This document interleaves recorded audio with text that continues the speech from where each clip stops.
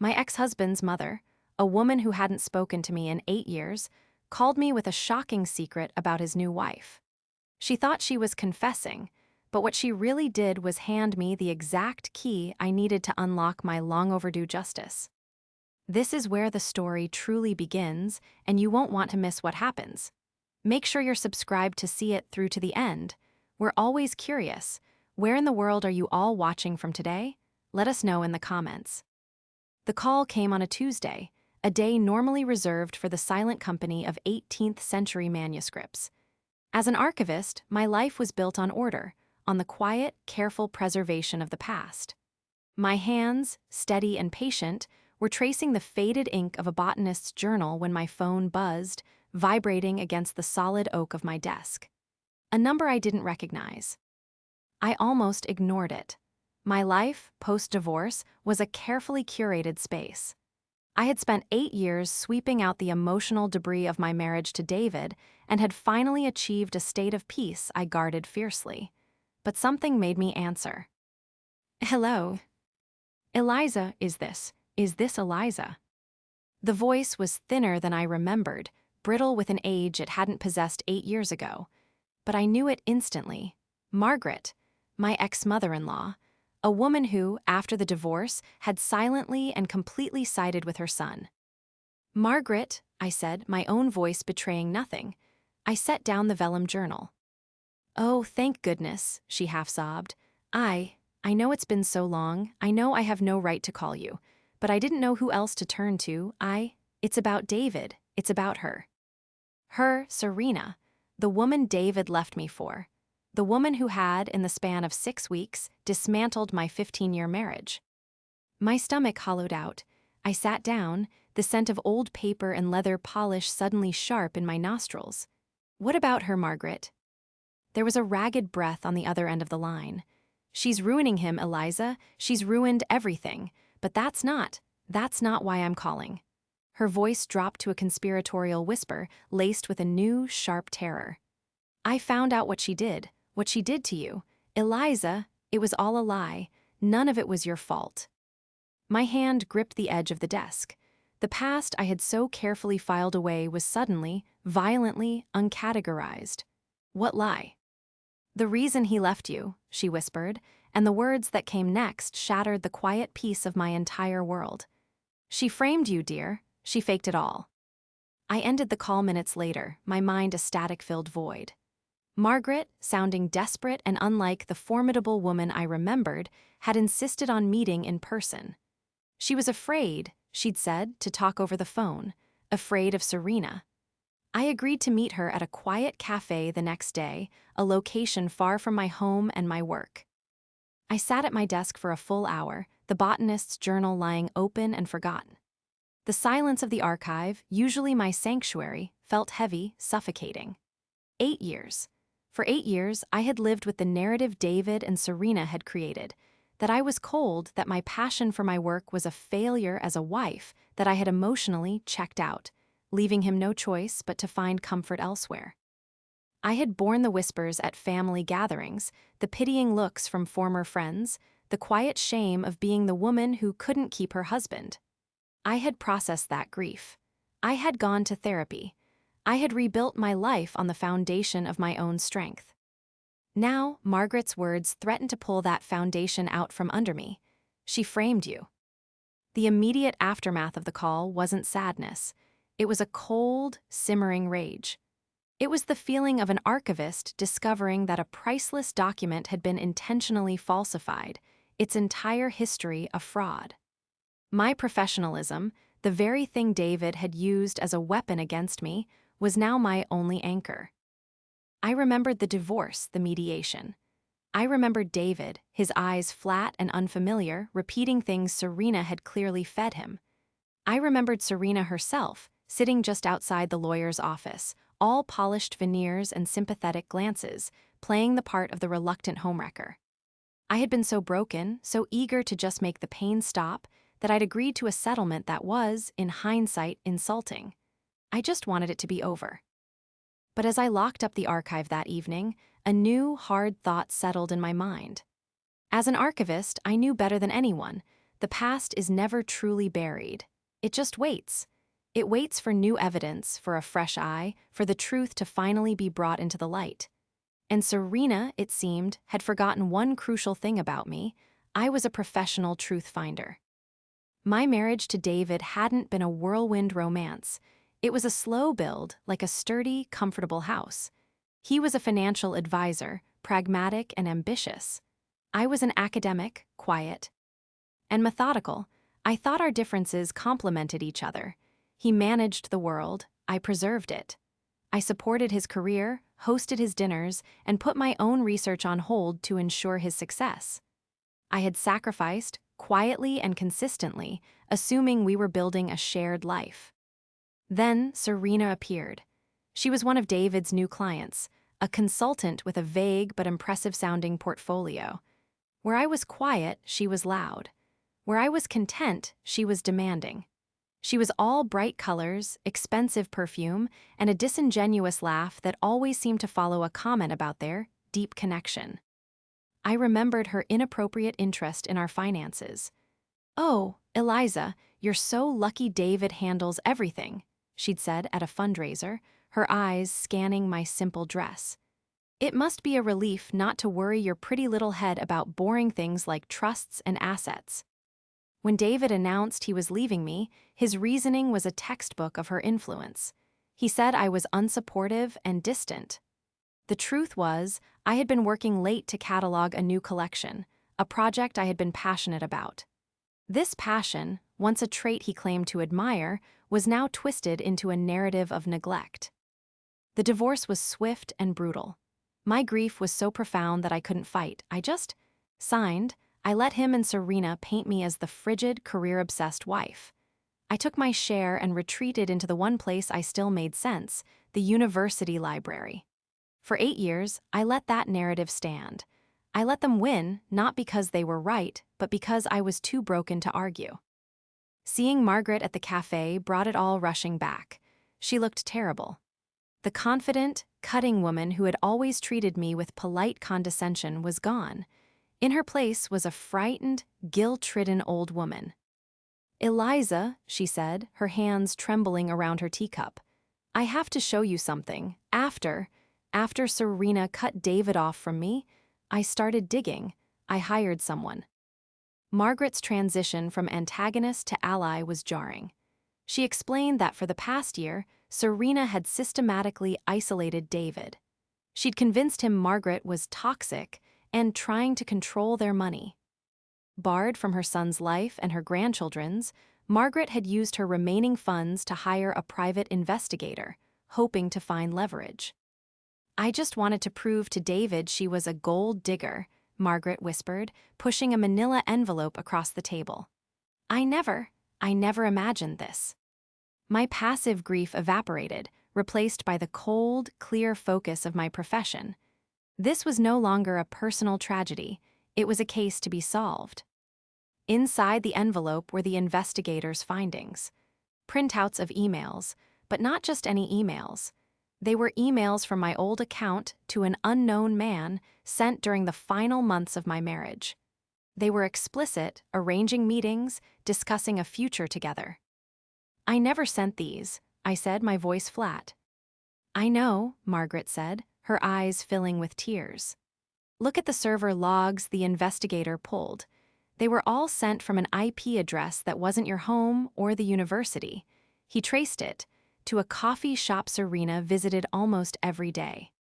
Serena hadn't just seduced my husband. She had created the evidence to justify it. She had forged my betrayal to cover her own. This was the turning point. The woman who walked into that cafe was a victim. The woman who walked out was an archivist with a mission. Serena had fabricated a history, and I was going to correct the record. I didn't want David back. I didn't care about his love.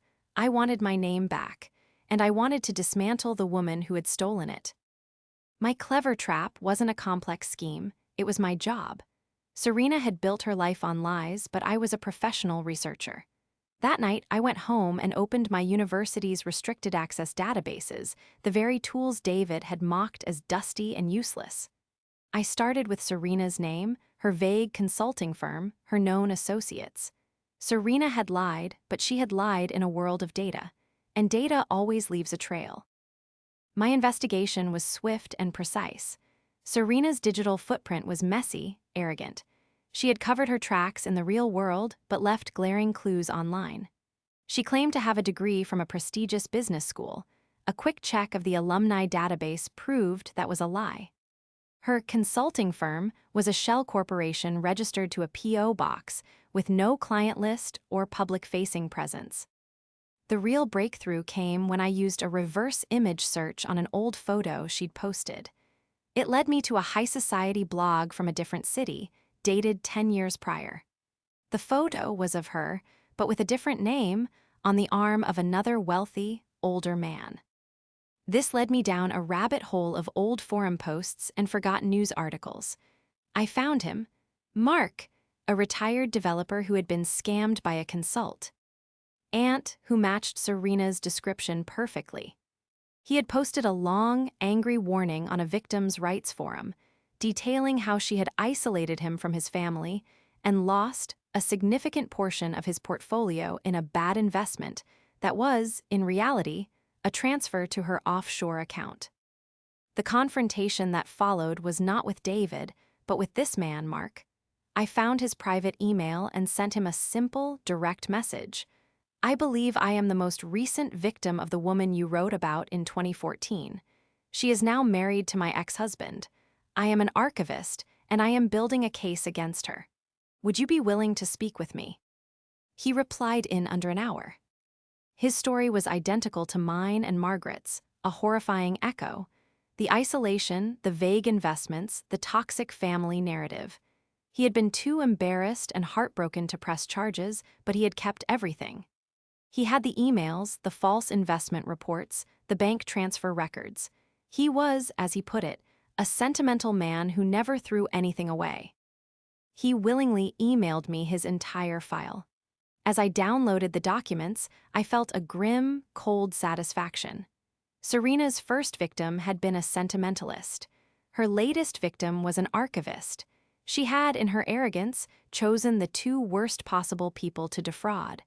My binder of evidence was growing. With Mark's affidavit and digital files, my case was no longer just Margaret's word against Serena's. It was a documented, multi-year pattern of predatory fraud. I took my findings, Margaret's PI report, my research on Serena's fake credentials, and Mark's complete file, to a lawyer. Not the divorce lawyer I'd used before, but the sharpest litigation attorney my university had on retainer. She listened intently, her expression hardening as I laid out the timeline. When I finished, she leaned back. "Ms. Miller," she said, using my maiden name, which I had reverted to, "this is not a divorce issue. This is fraud. You signed that settlement under false pretenses, based on manufactured evidence of your own infidelity, which constitutes fraudulent inducement." The stakes escalated instantly. This wasn't about feelings. It was about criminal and civil liability. My lawyer began the process, filing a motion to reopen the divorce settlement based on new evidence of fraud. We subpoenaed the server logs from 8 years ago, and just as Margaret's PI had suggested, the IP addresses of the cheating emails all pointed to public networks Serena was known to frequent. We now had irrefutable proof, but my lawyer and I agreed that a court battle would be long and messy. Serena would fight, lie, and drag it out. The best-case scenario, my lawyer advised, is to present this to your ex-husband privately. If he sees the full scope of his liability, and hers, he may force her to settle just to make this go away. This led to the second confrontation. Margaret, now my loyal co-conspirator, made the call. She didn't arrange a meeting. She showed up at David's house, claiming a family emergency. When Serena tried to block her, Margaret pushed past, holding a single document. "David," she said, "you need to see this. It's an affidavit from a man in Chicago. His name is Mark, and he has a very interesting story about your wife, or whatever her name was back then." I wasn't there, but Margaret told me Serena's reaction was pure panic. She tried to laugh it off, calling Mark a crazy stalker, but the color drained from her face. David, his defenses finally breached, read the affidavit. The spell was beginning to break. The final showdown was set not at a family dinner, but in the sterile, neutral territory of my lawyer's conference room. David agreed to the meeting, believing it was to discuss Margaret's baseless allegations and, in his words, get everyone to sign an NDA. He arrived with Serena, who was dressed for battle in a severe-looking suit, her face a mask of indignation. I was already there, seated at the long mahogany table. In front of me was not a single document, but a thick, meticulously organized three-ring binder. "David, Serena, thank you for coming," I said, my voice as calm and steady as if I were presenting a new acquisition to the library board. "Let's get this over with," Serena snapped. "Whatever fantasies you and his mother have cooked up." "This is not a fantasy," my lawyer interjected, gesturing to the binder. "This is a timeline." I stood up. I turned the binder around for David to see.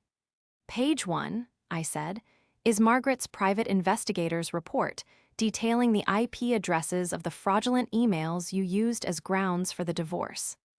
Serena started to speak, but I continued, my voice cutting cleanly through her attempt.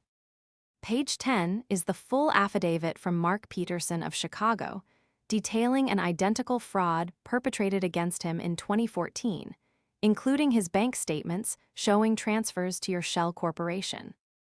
David's eyes flickered me to Serena. He was pale. "Page 25, I went on, is the report from a forensic accountant tracing the bad investments you convinced David to make. You'll note they all lead to the same offshore account Mark identified." "This is ridiculous." Serena's voice was too high. "David, are you going to let her?" "Page 30, I said, my voice dropping, is a copy of the motion we are filing to reopen our divorce settlement on grounds of fraud. And page 31 is the criminal complaint we are prepared to file with the district attorney." There it was, the truth, not in emotional appeals, but in tabs, printouts, and notarized signatures. Serena lunged for the binder, but my lawyer placed a firm hand on it. "I wouldn't."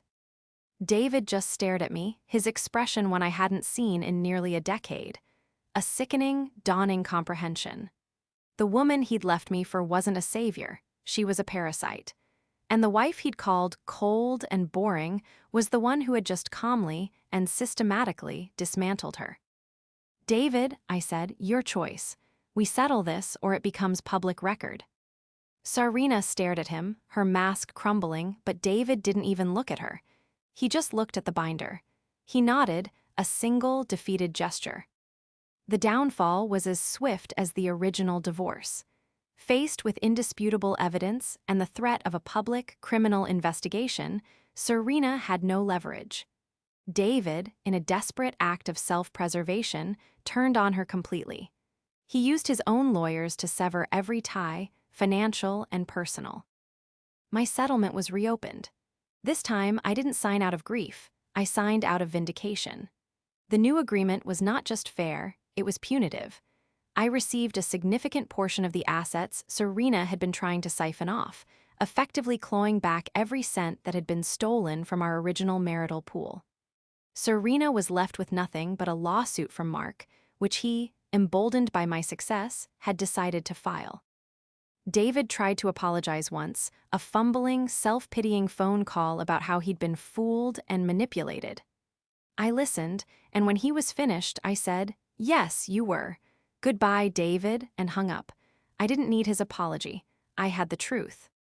The most unexpected outcome was my relationship with Margaret.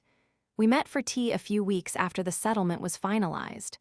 We sat in a quiet garden, two women bound by a strange, shared history. "She ruined my son," Margaret said, stirring her tea. "He's a broken man." "He helped her," I replied, not unkindly. "He made his choice." She looked at me, her eyes clear. "You're a strong woman, Eliza. I misjudged you all those years ago. I'm sorry." It was the one apology that mattered. We didn't become friends, not really. But we became something else. Two people who understood the full, true story. The following Monday, I returned to my archive. I walked past the silent stacks, the air filled with the familiar, comforting scent of history. I sat at my desk, the 18th century botanist's journal waiting patiently for me. I picked up my magnifying glass, my hand perfectly steady, and went back to work. The past was finally and correctly filed away.